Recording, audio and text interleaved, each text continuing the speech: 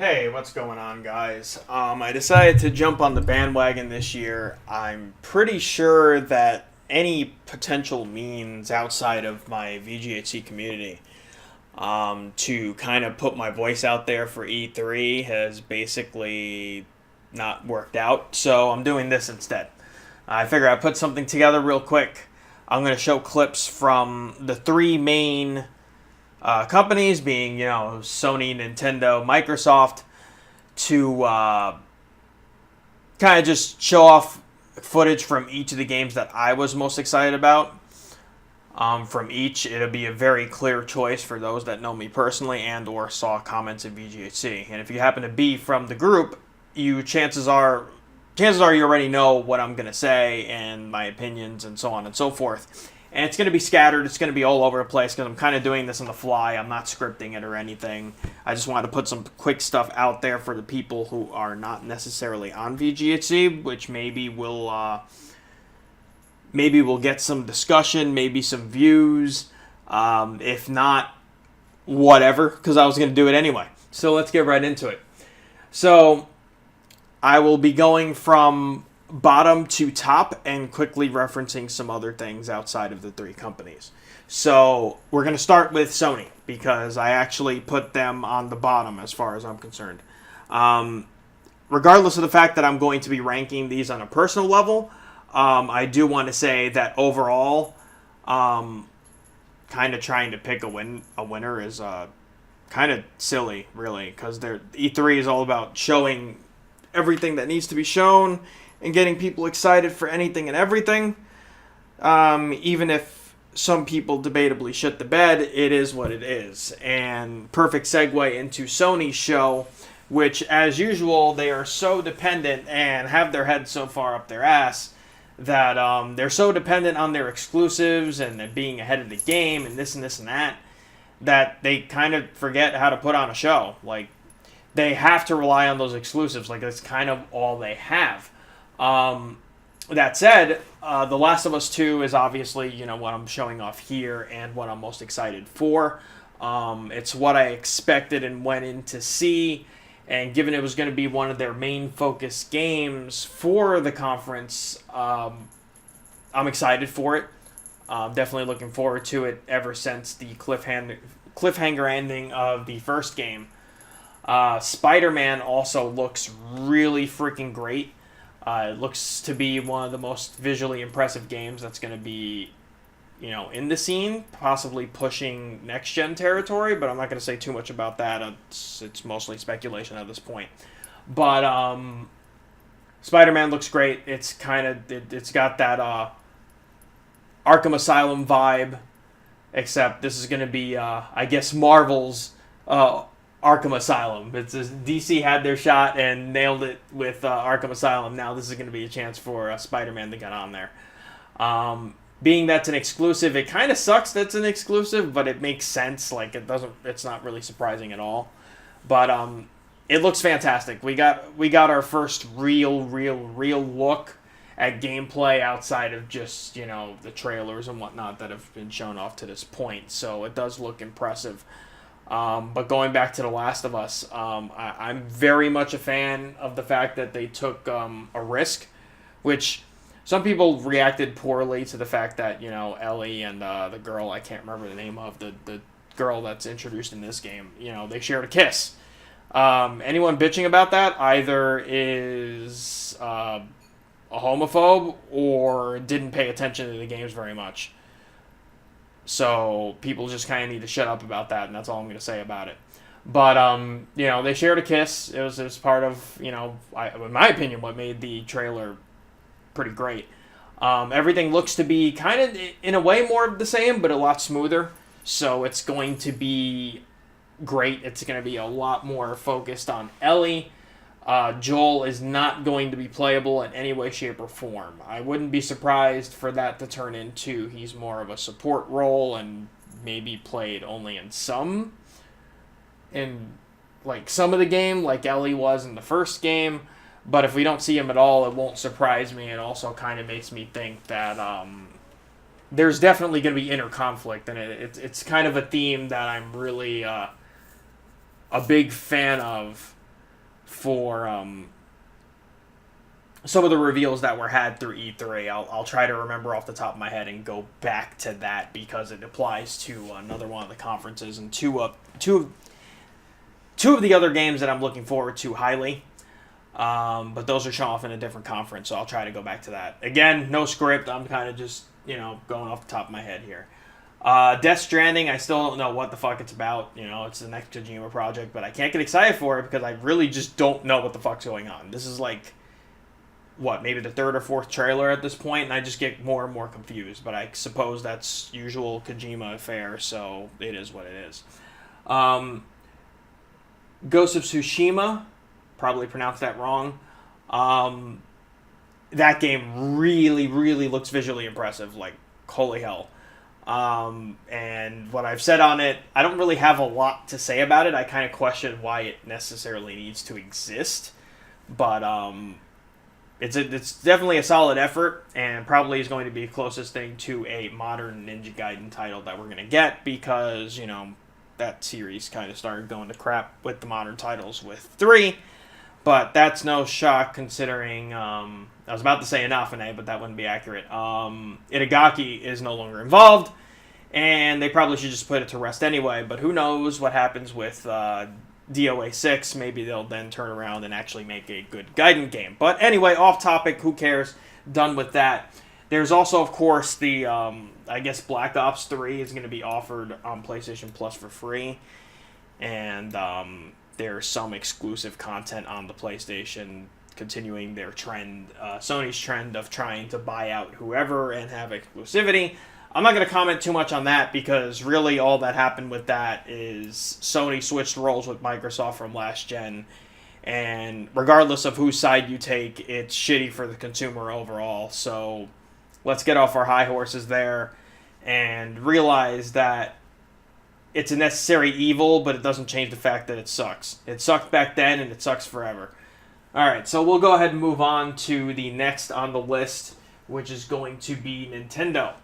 Nintendo really just Nintendo'd. Like, Nintendo's always had the same titles that you have to look forward to. It's just the next iteration of them. So we found out more about the Pokemon games that are coming out. The Pokemon Let's Go Eevee and Pikachu editions, and there's some other third title that I'm not going to speak too much about because I don't know a lot about it. It kind of looks like Minecraft or a building type thing, but I don't even know. I could be even wrong about that. It didn't look too impressive. And there is a core game still coming for the people that want that. For me, once they announced that Mew comes with the Pokeball accessory Joy-Con thing, I was instantly sold. Sure, I'll play first gen. I'm just a sucker for first gen. That's really all there is to it. And I do like I like what they're doing with it, honestly. I think it's going to be great for both newcomers and older fans. Like, the appeal's there. I swear by first gen, and really that's kind of what's doing it, and I'm sure that's what they have in mind for the old school people. But for the new school crowd, it's great in the sense that it'll give Pokemon Go maybe was an entry for some people, and this is going to play off some of the traits of Pokemon Go while still offering what is basically a remake of first gen. This is now the third time they do that, but they're bringing it to console. So that in itself has me kind of sort of interested. I was cautiously optimistic, and while I still think maybe there's some points that could use a little work and might not be so great, I'm willing to take a shot at it. I fucking pre-ordered it, so it is what it is. I think it should be fun. Most of what was shown off with Nintendo, to the point where it was too much, was Super Smash Bros. Ultimate. Now, Nintendo says this is going to be a game from the ground up. A friend of mine said he doesn't believe that, and he's definitely a diehard Nintendo guy. You know who you are, so, shout out to you there. I wouldn't be too surprised if it wasn't I just don't know how much I care about that. Like, it could be something that's not built from the ground up, but the fact that they're giving every character from each of the series entries that have been out so far, that's perfectly fucking fine with me, and I'm sure they realize that that's it. But hey, if it's a new game from the ground up, so be it. It just means I'm that much more excited about it. It has my buy regardless.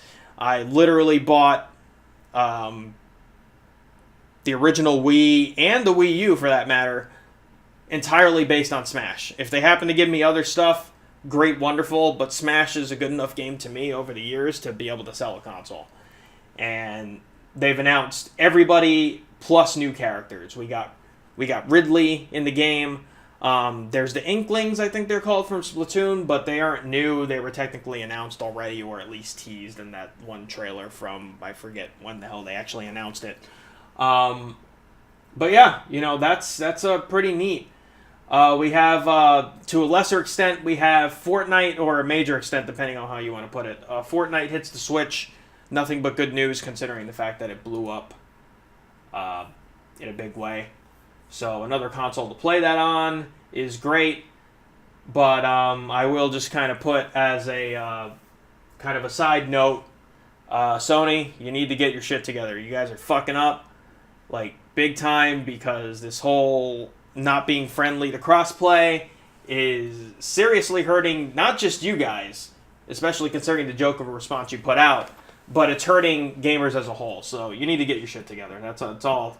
It's the only time I'm going to spend on that. There's a new Mario Party, but I honestly don't know how much I gave a crap about Mario Party since the third, and I use that loosely because I don't even know how much I played of the third. I just know that it's kind of rare, and I happen to have a copy of it. So great, wonderful, it is what it is. Going back again to Smash real quick, as that's the footage that I'm showing here. It's what I'm most looking forward to. Bringing Snake in and then saying everyone is here and then just continuing to announce the characters. It was really fucking cool. It was nostalgic as fuck, and it's great to see everything in place. Definitely excited for that.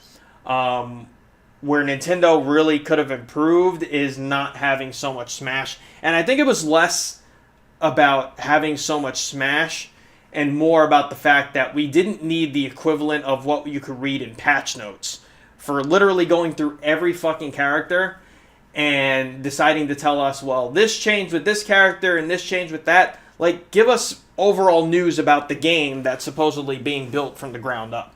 Like, tell me what modes I can look forward to. Tell me what new trophies and unlockables I can look forward to. Tell me how the online multiplayer is going to be. Like, tell me more about that stuff and less about things that, again, can be read in patch notes. Basically, if someone decides to make an update to a fighting game, it's like, hey, here are all the things that changed with this character. And I understand it's a new entry in the game. There's a lot to put out there. But it became a bore fest at that point when you're literally just going through, like you're trying to upplay that, and maybe you're trying to hide the fact that maybe it's not a game built from the ground up. I don't really know. You never really know what to trust nowadays, and that kind of sucks for the industry as a whole. That's something I also want to touch on briefly later, but I've yet to get to that point, and I may not even remember. So, on that note, we're going to get to Microsoft. My personal opinion, overall, if you're ranking the show, right? Because, like, exclusives, you can make a case for one company winning due to exclusives and another company winning in the case of an E3 performance, which is kind of what I'm going on here. That's where, again, I think I said it already, but Sony shit the bed because they already had boring conferences but awesome exclusives. So, and they went even more so towards the boring side with this format, which I really don't fucking agree with. I hope they never do that again because it was terrible. Anyway, so Microsoft, I feel, delivered the most for an overall show perspective. And honestly, they just had a lot to say, period. So to go into that, with Microsoft, and I'm kind of looking at something on the side here to kind of like help along with this, which I'm not currently pulling up at the moment. Anyway, Gears for exclusives. So this is where the company is lacked, and that's kind of not even really debatable at this point. So I knew eventually that something was going to happen, and E3 had to be the place for it. So Gears 5, that's what I'm most looking forward to. The inter-conflict theme remains, which is something that got me excited with the whole Last of Us thing, where they're potentially going with it. Gears 5, it was front and center that there is inter-conflict, shit is going down. Kate and JD do not agree. It'll be interesting to see what happens with the new squad here, and also, kind of the fact that everyone, with what was shown anyway, everyone was kind of against JD and siding with Kate and being like, sympathetic with her cause and so on and so forth. So it's going to be really interesting, but it also means that there's a lot of details that were left out. So hopefully these get fleshed out in the Gear story, and we don't have to worry about what might not happen or not be covered in some way, shape, or form. They have to. The other thing too is that for those that didn't play Gears 4, the trailer was most definite spoilers because it hinted towards what you see at the ending of Gears 4. But, that's a whole game behind at this point, and it's been, enough time to where if you haven't played it, just play it already.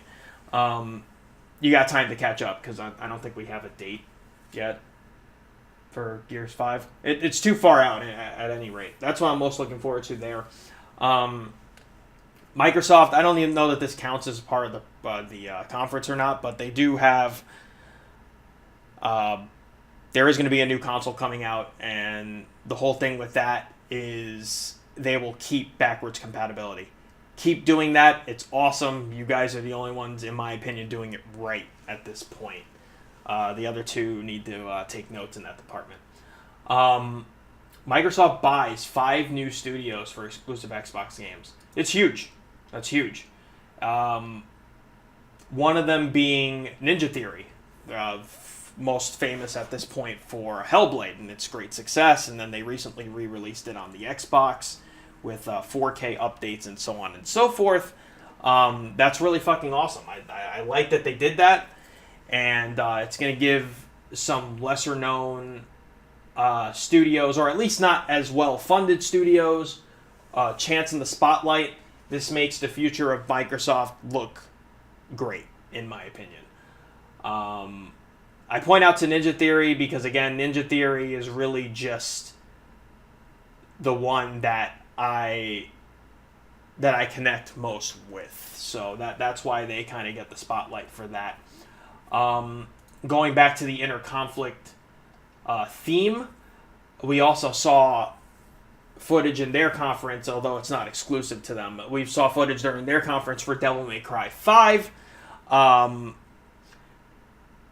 It looks awesome.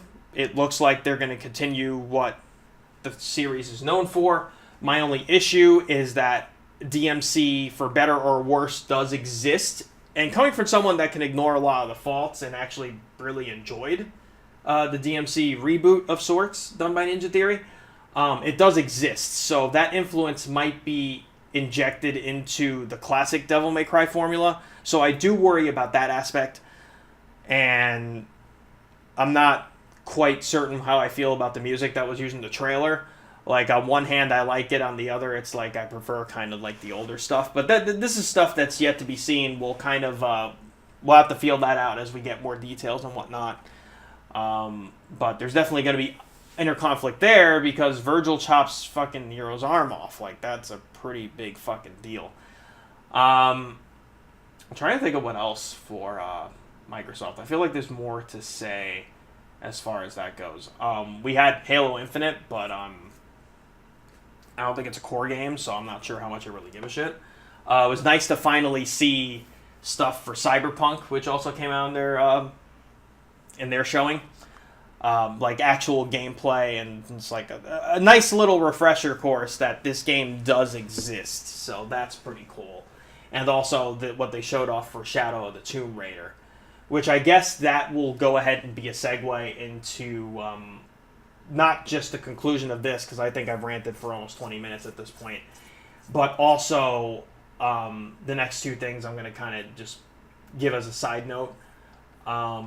Bethesda, in my opinion, is both what's their conference to me shows off what's both great and bad about gaming at the same time. So they had a lot to show.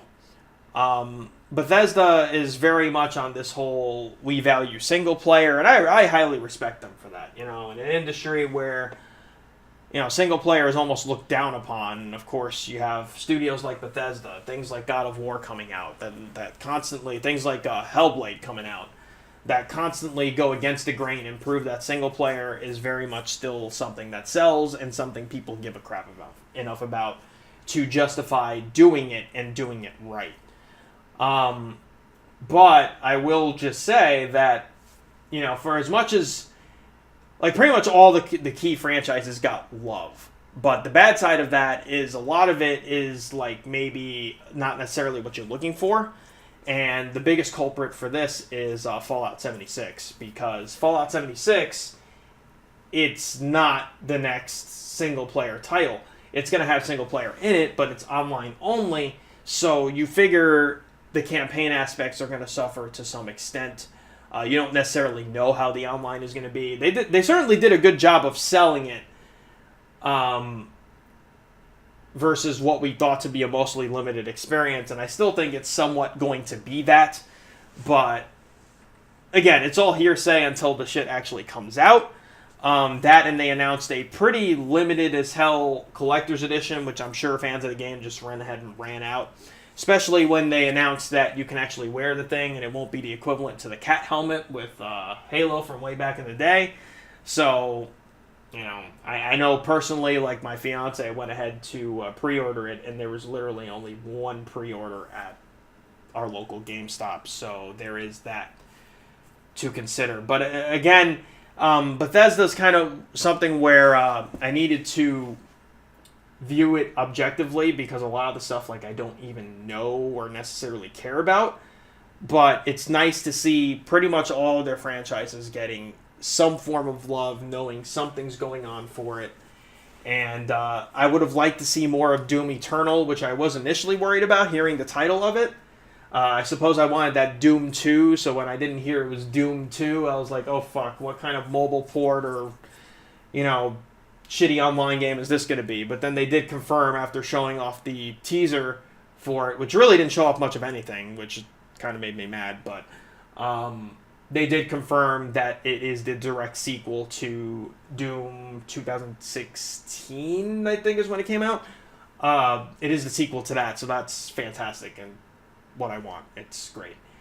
And if the music is any indication, it looks like it's going to sound the same as before, which is good for the sake of the game soundtrack, because Mick Gordon did a fantastic job, put out one of the best modern gaming soundtracks of all time at this point, in my personal opinion.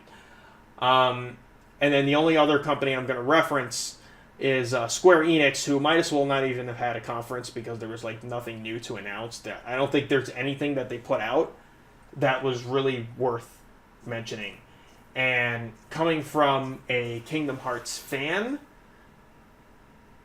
and kind of going along the lines of something I thought, I'm afraid, I worry for Kingdom Hearts fans. It's nice that we have a Kingdom Hearts themed console or whatever, but I am worried at this point that they might have waited too long to put it out, because there's so much more Disney shit at this point that there's probably going to be a story conflict in there somewhere. And again, I don't know my head from my ass with Kingdom Hearts, so I'm kind of just giving my personal perspective on it, where I don't think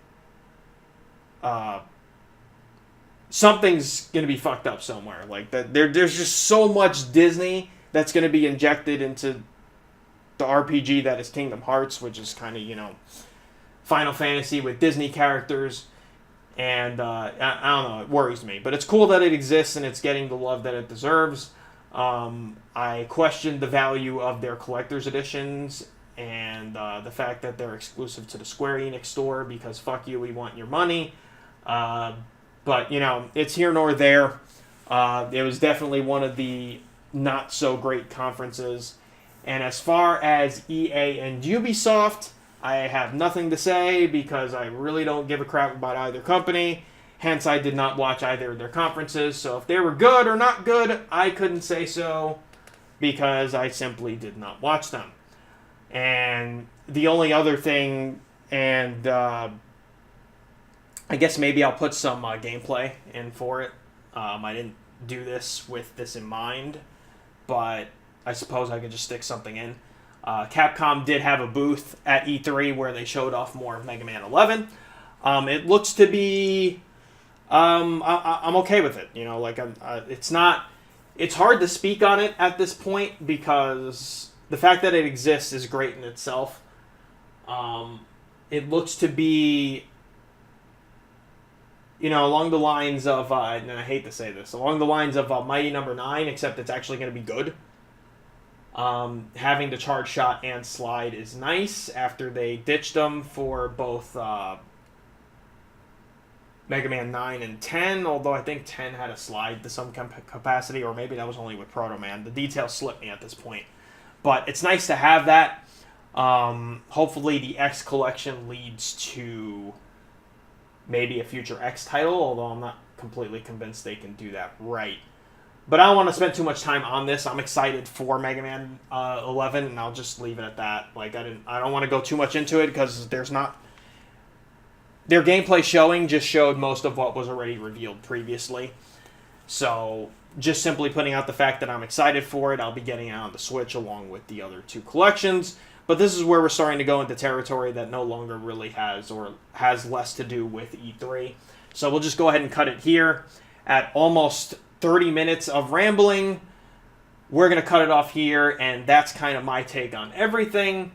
Overall, it was a great show for everybody, I think.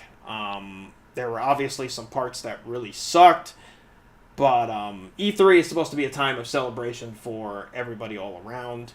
So, yeah, there were some things that are borderline shit shows and slight little details that suck probably on everybody's end, but overall, it was a pretty good show, and not one that at too many points made me want to just kind of skip around and or fall asleep during. So that's my take on everything. Feel free to agree or disagree. Drop them in the comments here. Feel free to discuss on here or give me shit in VGHC if you happen to be there, as you probably already have to some extent. Whatever. And that's going to conclude this video. So take care, guys, and I will catch you the next time.